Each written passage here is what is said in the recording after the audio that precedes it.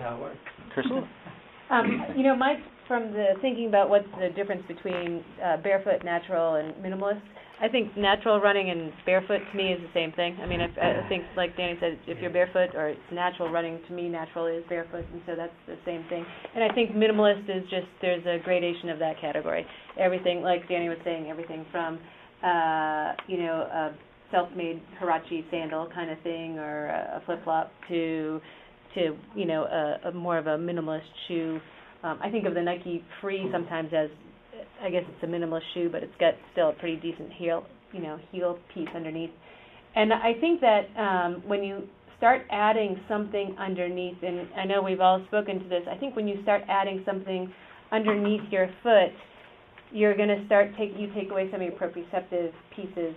Obviously, in Maine, you need to put something between yourself and some of the hard surfaces. So you got to start thinking about what your best choice is, time of year, when to do that type of thing. I think from a research perspective, it's interesting when you look at some of the shoes, because you take people who have run. I believe this is research by Dr. Lieberman at Harvard, but he had taken Kenyan runners who were always ran barefoot. And he went ahead and measured the angles of their knee and their hips and their ankles, and then went ahead and put a shoe underneath on their feet and measured the same things. And it's fascinating. You can see when they, just like Danny was saying, when you go ahead and you run in your bare feet, they're going to be a mid-foot striker, and their impact forces are relatively low. When you go ahead and you put and this is the form, their form was the same. Everything else was the same.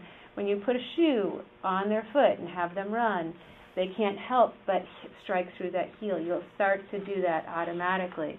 And I don't know if Jamie can sort of speak to the fact that the form is really going to be important here too. It's the form. If you go take a minimalist shoe and you have really horrible form and you're going to go and heel strike anyway type of thing, I think you're just asking for trouble there. You're gonna add injury to the whole thing. And there was one quote that I liked from before too. I just pulled up. There's been no studies or peer-reviewed scientific journals, anything that when you look at it, and it sort of speaks to where the industry had gone. There's nothing that says that really supportive shoes have in any way cut down injury rates. I mean, there's nothing out there at all. So it's fascinating that we've been completely putting these shoes together, everything from the DMX and I don't even know all the other shoes to these really supportive things to date, and then there's nothing that says that it's actually helped us in any way. If anything, maybe it's hurt us in some way. So, James? I think it's important to understand that it's not so much about the shoe, it's about your body. And when I started running barefoot in particular, I realized I don't need a shoe to support my arch. I don't need cushioning as long as you're on a relatively soft surface. Your body evolved to run long distance, and that's what Dr. Lieberman's research has shown. So I think the thing about barefoot is it helps you find that natural form. I know I couldn't. I think one of the first shoes I got was Newton's, and the first 2 minutes of running them, I was like, wow, these are great, these are fast. And then after about 5 minutes, I said, wow, my calves really hurt. I could tell you why. Well, it's just an adaptation. I mean, Well, the first thing you said was fast, right? So you're running faster than normal and didn't have a stretched out calf and Achilles, right? I mean, I got to the point I did like a 10-mile race without my heels touching the ground, and that's not a desirable form necessarily. And with the 5 fingers, I got a stress fracture running on the road in those, and I attribute that to the fact that they take away some of the skin sensitivity factor. So when you land in bare feet, especially if you're not used to it, it hurts a little bit, so you lighten up. And the Vibram is just enough cushioning to take away that factor, but not enough to really provide any support. So you're going to open up your stride a little more and land a little heavier than you would if you were just barefoot. But I guess to get back to what I said originally, I mean, our bodies are made to run, and if you have some faith in your body and your feet and your legs and your hips, and you go slow. You don't go really quick. And you start, just very small distances. That's for me. I mean, that's how I really found like I finally got it. Like, okay, this is it. And then it's just a matter of kind of, I tell people I try to capture that feeling and take it out on the road or take it out on the trail and find the shoe that allows you to mimic your same form, your same natural form that you have barefoot, and apply it to your given surface if you're a road runner or a trail runner. So, I mean, I guess to some extent it's semantics, but like Kirsten said, if you decide you want to try minimalist running and you're a heel striker and you just slap on a real minimalist shoe, you're probably going to get injured. I don't think you can go wrong. In my 2 or 3 years of trying to find my form, if I was having trouble, I always went back to barefoot in the grass because I figured I can only do so much wrong if I'm here.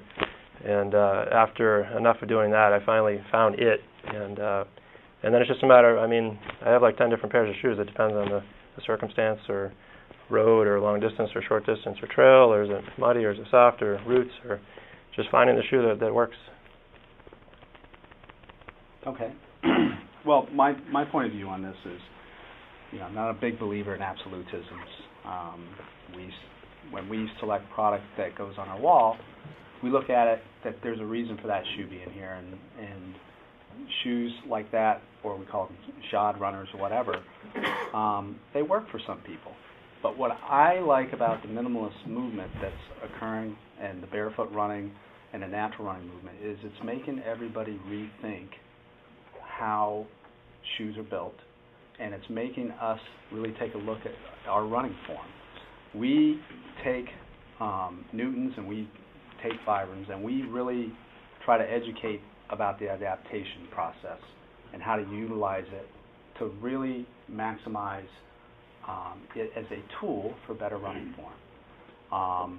If you've been running in a Kayano for 20 years and it's working for you, you're not just going to switch from something. But that doesn't mean that you can't get another pair of shoes as a tool to help you with your running form twice a week, 20 minutes, 30 minutes, or whatever. So we've seen a number of injuries, and it's all because, no offense, but that type A guy gets out there and all of a sudden he's, bam, running 30, 40 miles a week, and then they get injured. Well, if his body is used to a certain style of running shoes, whether it's stability or neutral or whatever, he's going to get hurt. It's just natural. So our job as a retailer is to really be involved in the education process about how these shoes work. And Tom and his group, Tom Curran from Newton came in, and we hold a number of educational seminars to try to educate on our different products. So my point of view is there's no absolutism, but what's happening is a good thing. I'll say one more thing. When I run on the road, I do run in Newtons. The whole calf thing was just acclimating. Oh, sure, absolutely.